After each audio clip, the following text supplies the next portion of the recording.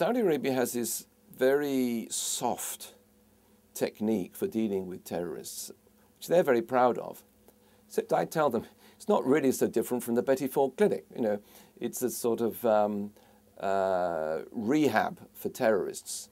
There's been quite a lot of publicity about it, and it's slightly exaggerated publicity because the real hardcore terrorists refused to take part in the rehab. There are about 10–15% of the guys they caught from Al-Qaeda who want nothing to do. I mean, they hated the Saudi government before, they hate it now, and they're not going to sit around in therapy circles discussing their problems.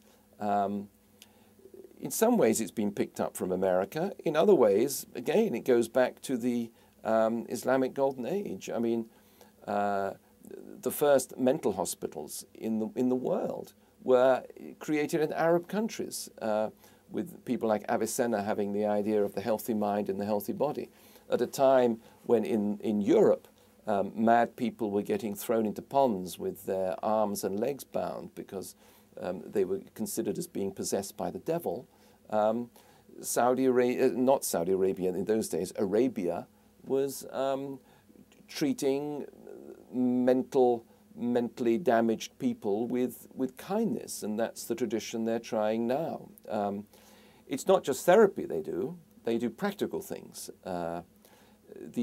These ex-extremists, when it's felt they've moved along enough to go out into the world, they're supplied with a car, they're supplied with a job, and they're also, most practically of all, supplied with a wife. Because if you're a young Saudi, it'll cost you about $18,000 to $20,000 to get married. That's what, this isn't the party, this is the bride price you have to pay to get a wife if you're a young Saudi. And lots of kids can't afford that. So the government pays for these young extremists to get wives. And I know a number of them, and I got one particular friend, he did time in Guantanamo, he came back, got his car, nice Toyota, nice apartment in Jeddah, nice wife.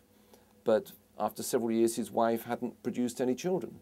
So they went back to the government and they arranged the fertility treatment. So now she's producing children, because this is not just charity. This is based on the belief that you've got to give these young men a stake in society.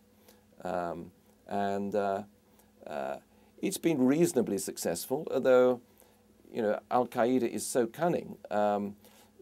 A number of these young men, having been through the process, have then fled Saudi Arabia, reappeared in Yemen, which is in the south, like a sort of Afghanistan on the southern border, where it's so remote and mountainous, there are camps and that sort of thing where these jihadis train. And the only difference between Yemen and Afghanistan is that Yemen is in the same mobile phone zone as Saudi Arabia, which means that the mothers and fathers can phone up the kids and say, come on, you know, you're disgracing the family, it's time to come home now. That's another element of this Saudi therapy. They involve the family. I mean, in the West, most 18-year-olds can't wait to get away from their parents. In Saudi Arabia, men of 30 or 40 are scared stiff of their mothers, and indeed of their fathers. And so just a few months ago, in August, one very clever member of Al-Qaeda who'd been through the program, gone down to Yemen, phoned up the minister, the prince who's in charge of the rehab program, and said, "I'm sorry, sir, I'd like to come back. Can you send a plane to collect me?" And so they sent a plane down to pick him up. It was Ramadan time in Jeddah, and so there were all these gatherings, and he came to Ramadan, he embraced the prince. He said, "I've got another friend down there who'd like to come back. Can we go in a separate room and talk about this?" And I've got a mobile phone, because the security guards tried to take the mobile phone off him. He said, "No, sir, you know, he won't answer. He'll only answer this number if he recognizes it." So they went in a room. He picked up the mobile phone and called his friend, handed it to the prince. The prince listened to the phone and heard all this cheering and laughing and jeering at the other end. And at that moment, the guy with him blew up, because it was a plot that Al-Qaeda had devised. And those are supposed to be the last things the prince heard. But unfortunately, the well, the ingenious way they'd hidden the explosive was to insert the explosive up his rectum, inside him. That's the way he got through all the security checks. And happily, human physiology has made the central girdle, the pelvic girdle, very strong. So as he stood there, the pelvic girdle contained the blast went down, the blast went up. There were some very graphic photographs in the Saudi papers of these body parts sprayed all over the ceiling. And the prince to this day has lived to tell the tale. But that's a sort of battle that's going on, I mean, even as we speak.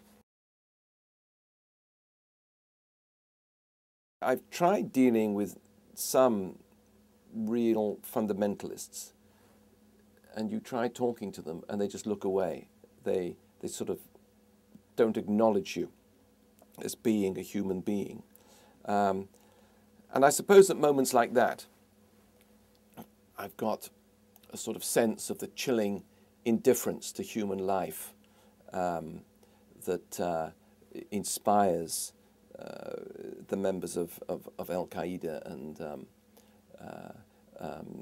the extremists.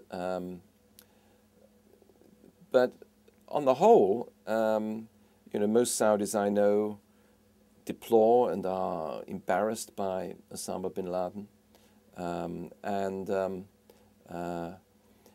You know, no, I have to say I feel quite safe in Saudi Arabia.